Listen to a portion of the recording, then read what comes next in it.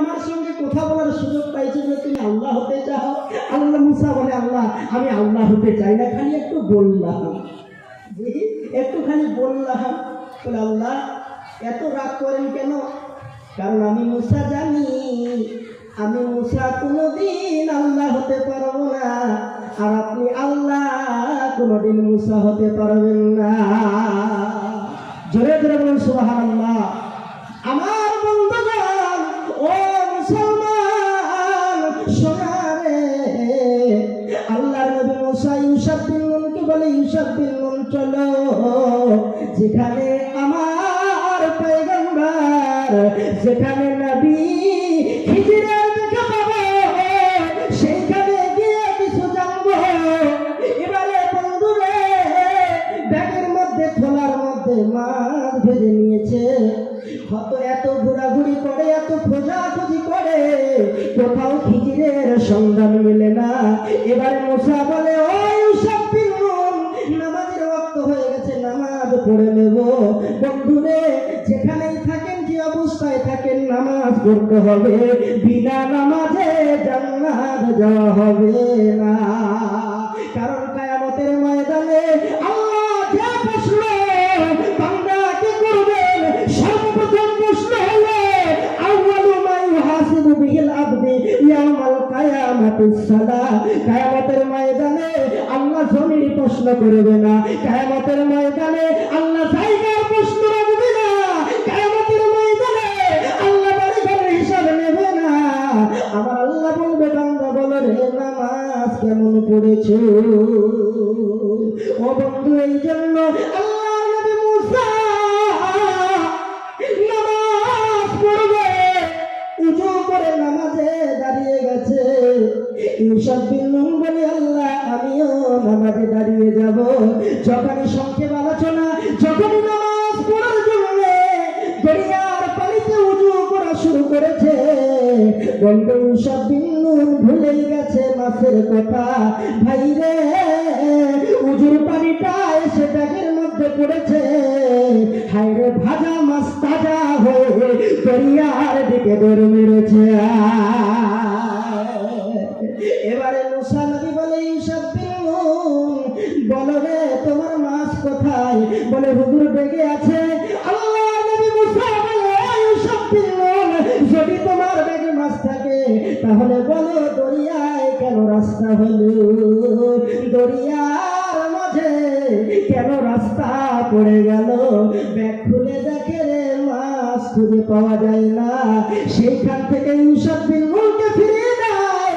আল্লাহর নবী মুসা খিজিরের মুলাকাতে যায়।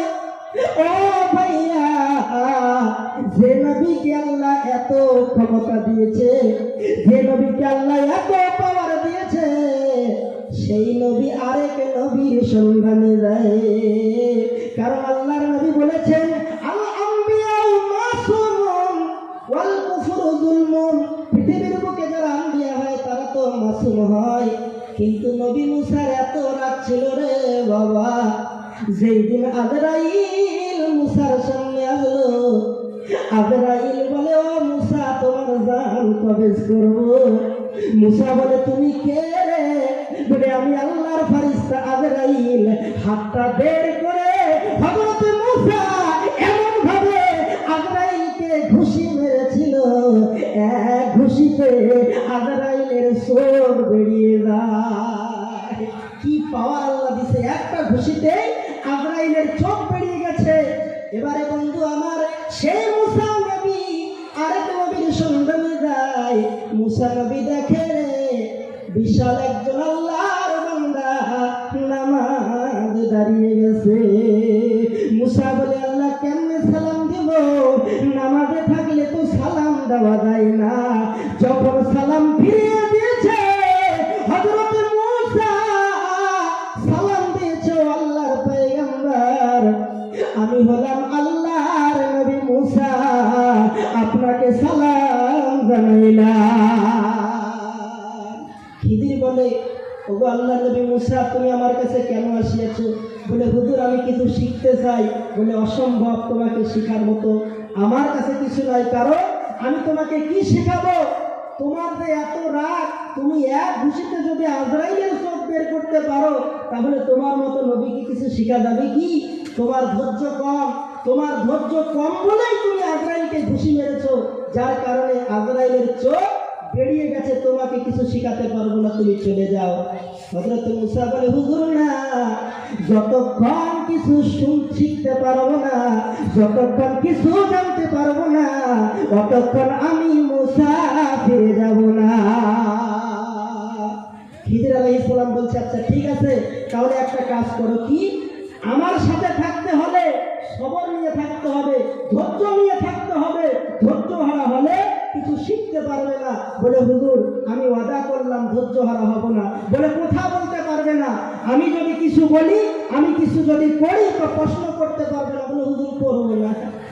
বলে, ও মুসা রে, তাহলে আমার সাথে সাথে চলো, আমার পিছে পিছে চলো। গিয়ে একটা নৌকায় চড়েছে, ওই নৌকায় আমার বন্ধুরে নতুন নৌকাটা। লোকগুলো বলে, ও খিজির আলাইহিস সালাম, আমার এই নৌকাটা নতুন আমি কিনলাম, এই নৌকায় আপনাকে তুলবো, এই নৌকায় যদি আপনাকে তুলতে পারি আমার নৌকায় বরকত বেড়ে যাবে। আল্লাহর নবী খিজির নৌকায় চড়ে বসে নৌকার তক্তাটা খুলে দিল। মুসা বলে, ও পয়গম্বর, আমরাও তো মরে যাব। বলে, খবরদার কথা বলবে না, আমি তো বলছি তুমি কথা বলতে পারবে না। বলে, আর বলবো না, ওয়াদা করলাম। এবারে আল্লাহর নবী মুসাকে নিয়ে বন্ধুরে যখন খিজির আলাইহিস সালাম একটু দূরে যায়, ওইখানে গিয়ে দেখে কিছু ছোট্ট ছোট্ট বাচ্চা খেলা করতেছিল। হঠাৎ করে খিজিরের কি যেন মনে হলো, ছোট্ট বাচ্চাটাকে ধরে তরবারিটা বের করে, হাতের তলোয়ার বের করে ছোট্ট বাচ্চাটার গলায় লাগিয়ে দিয়ে জবাই করে সেখানেই বাচ্চাটাকে শেষ করে দেয়।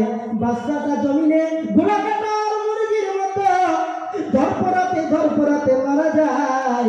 আল্লাহ নবী মুসা বলে, ও পয়গম্বর, এত বড় অন্যায় আল্লাহ সহ্য করবে না, এত সুন্দর বাচ্চাকে কেন মারলেন জানতে চাই। হযরতে খিজির বলে, আর তুমি থাকতে পারবে না, চলে যাও। বলে, আর তুমি থাকতে পারবে না, চলে যাও। বলে, হুজুর তওবা করলাম, আর কিছু বলবো না, হুজুর আর বলবো না, আমাকে সাথে নেন। আমার বন্ধুগণ, কিছু দূর যাওয়ার পরে এক ছোট্ট সন্তানকে নিয়ে তার দাদি আদর দেয়, সোহাগ দেখায়। কিন্তু বন্ধুরে, একটা দেওয়াল হিলে আছে, সেই প্রাচীরটা, সেই দেওয়ালটা হিলে থাকার কারণে হযরতে মুসাকে খিজির বলে, মুসা একটু ধরো, সোজা করে দেব। নবী মুসা বলে, পারবো না, কারণ আমরা ক্ষুধার্ত, আমাদেরকে কেউ খানা খাওয়ায় না, বিনা পারিশ্রমিকে আমরা মানুষের দেওয়াল সোজা করতে পারবো না। প্রথমেই ওরা সুন্দর নৌকাটা তৈরি করেছে, নতুন নৌকা, আপনি তক্তাটা খুলে দিলেন, ওখানে ছোট্ট বাচ্চাটা খেলা খেলতেছিল, তাকে মেরে দিলেন, আর এখানে প্রাচীরটা হিলে আছে, তো কি অসুবিধা, প্রাচীরটাকে আপনি সোজা করে দিচ্ছেন কেন? বন্ধু আমার, সেইখানেই হযরতে খিজির বলল, আর তুমি আমার কাছে থাকতে পারবে না। একবার সুযোগ দেওয়া যায়, দুইবার সুযোগ দেওয়া যায়, তিনবারে গোয়িং টু আউট। আমার বন্ধুরে, এখান থেকে চলে যাও, আর থাকতে পারবে না। আল্লাহর নবী মুসা বললেন, ও খিজির আলাইহিস সালাম, আল্লাহর পয়গম্বর, আমি আপনার কাছে কিছু শিখতে এসেছি, কিছু জানতে এসেছি। আমি জানতে চাই, সুন্দর নৌকাটা ভাঙলেন কেন, ছোট্ট বাচ্চাটাকে মারলেন কেন, আর দেওয়ালটা হিলেছিল সোজা করলেন কেন? বাবা, আপনাদের জানার দরকার আছে কিনা? সবাই বলেন, আছেন কিনা? আমি ওয়াজ ছেড়ে দেই, সমস্যা হবে? আমার জীবনে এলো ভীষণ তুফানের ধারা, আমার সঙ্গে আপনাদের সবাইকে বলতে হবে, আমার জীবনে এলো ভীষণ তুফানের ধারা, এই আব্দুল্লাহর নাজারা, এই আমিনার তারা, এ হালিমার প্যারা, এ হালিমার প্যারা, এই আব্দুল্লাহর নাজারা। মক্কার কাফের বলল বেলাল কালিমা ছেড়ে দাও, মক্কার কাফের বলল বেলাল কালিমা ছেড়ে দাও, বেলাল বলে এটা হবে না, জীবন নিয়ে নাও, শহীদের রক্তে নাজাত পাবো, শহীদের রক্তে নাজাত পাবো, রক্তের একে একে ধারা, আমার জীবনে এলো ভীষণ তুফানের ধারা, এই আব্দুল্লাহর নাগারা, এই হালিমার তারা, এই আমিনার প্যারা। আল্লাহুম্মা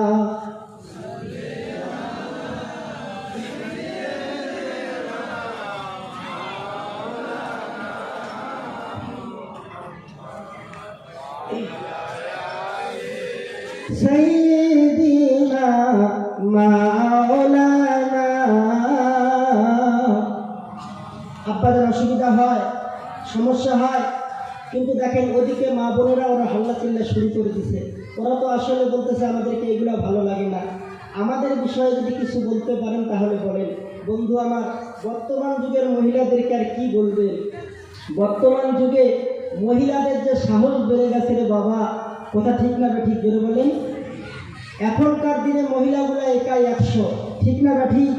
এরা স্বামীকে আর কোনো পরোয়া করে না। Hello my mothers and sisters, kindly no sound. মা বোনেরা হাল্লা চিল্লা করা যাবে না, মন দিয়ে আজকে কথাগুলো শুনতে হবে।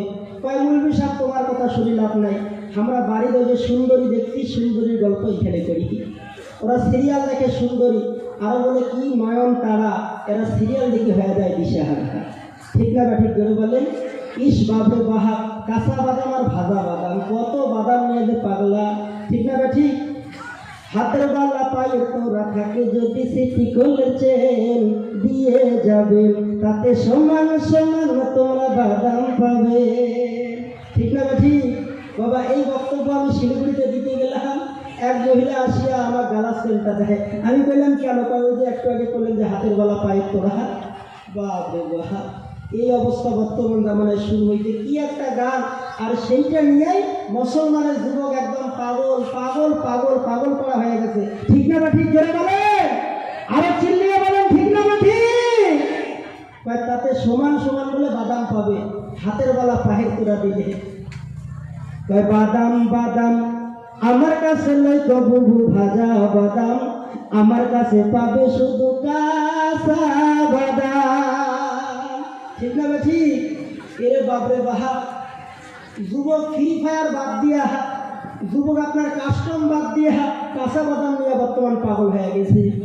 কয় ফ্রি ফায়ার কয়টা দিন পরে খেলাম, ঠিক না বা ঠিক? এরা ফ্রি ফায়ার খেলতে খেলতে অবস্থা এমন খারাপ হয়ে গেছে, আমাকে আসিয়া কয় মুন্ডু সব একটু পানি ফুটে দেন কেন? কয় ছাওয়াটা আমার নিন্দুতে গেছে, মার মার মার মার মার, ঠিক না বা ঠিক? আর মাথা খারাপ হয়ে গেছে।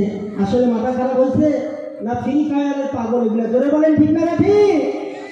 আর এখনকার দিনে মহিলারা এরা না বুঝে ফ্রি ফায়ার, না বুঝে ওইসব কাঁচা বাদাম আর ভাজা বাদাম, এরা একটাই শুধু কথা কয় মাস গেলে লক্ষ্মীর ভান্ডার, ঠিক না ঠিক?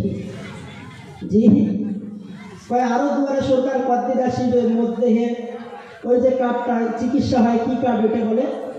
স্বাস্থ্য সাথী। কয় বুধান তোর কি লক্ষ্মী ভান্ডার হুসে ভাই মোর কপালখানে পড়া গে, কয়ে বুধান মত 1500 টাকা ঢুকছে, কয় মোর স্বাস্থ্যসাথী কার্ডটাই হয় নাকি?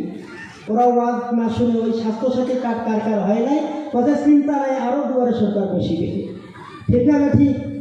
কি দোলা লাগিল লক্ষ্মীর ভান্ডার আসিল, ঘরের লক্ষ্মী ঘরে থাকে না, কি দিন আসিল নারীর সাহস বাড়িল মান সম্মান নারী চিনে না। ঠিক না ঠিক? স্বামী কয় তোমার আর টাকার দরকার নাই, বর্তমান খেলনা বলে আলট্রাসিনো পাউডার কিনার জন্য 500 টাকা মাসে পাই। স্বামীটা কয় মোরও টেনশন না হয়, প্রয়োজনে 4টে বিয়াও করি, মাস গেলে 2000। ঠিক না ঠিক? বন্ধু আমার, এই যে সংসারে অশান্তি শুরু হয়ে গেল, কয় মাসে 500 টাকা, নিও মাসে 4টা। এরে বাপরে বাহা, স্বামীর কাছে শোনায় নারী, স্বামীর কাছে শোনায় নারী, শুনেন সমাচার, অফিসি দিলে জমা পাবো হাজারে হাজার। তাই তো নারী পর্দা সারি, তাই তো নারী পর্দা সারি, ঘুরে হাট বাজার, দিন ধর্ম গেছে ভুলে আছে দুয়ারে সরকার। ঠিক না ঠিক? বর্তমান যুগের নারীর বাবা একেবারে পাগলা হয়ে গেছে। কিসের জন্য? দুয়ারে সরকার আসবে, আমার লক্ষ্মীর ভান্ডার হয়ে যাবে। লক্ষ্মীর ভান্ডারের কান্ডার বর্তমানে মুসলমান। ও আমার মা বোনেরা, খেয়াল করে শুনবেন না, আপনারা যদি ভালো হন, পেটের সন্তান আল্লাহ ভালো করে দেবে। নারী সমাজ ভালো হয়ে গেলে মুসলমান সমাজ উন্নত হবে। নারী সমাজ পর্দায় থাকলে ওই নারীর পেটে আমার আল্লাহ আল্লাহ সন্তানের জন্ম দেবে। বন্ধুরে, ও আমার মা বোনেরা, খেয়াল করে শুনতে হবে। মা ছোট্ট সন্তানকে মা জননী মাদ্রাসায় পাঠিয়ে দেয়। সন্তান বলে মা, মাদ্রাসার জমিনে গেলে কি হবে? মা বলে বেটা রে, আলিমে দিন হয়ে যাবি, আলিম হয়ে গেলে সমাজে উন্নতি হতে পারবে, সমাজ উন্নত হয়ে যাবে। এ বেটা যাও যাও, আমি মা জননীর মায়া ছেড়ে মাদ্রাসার দিকে রওনা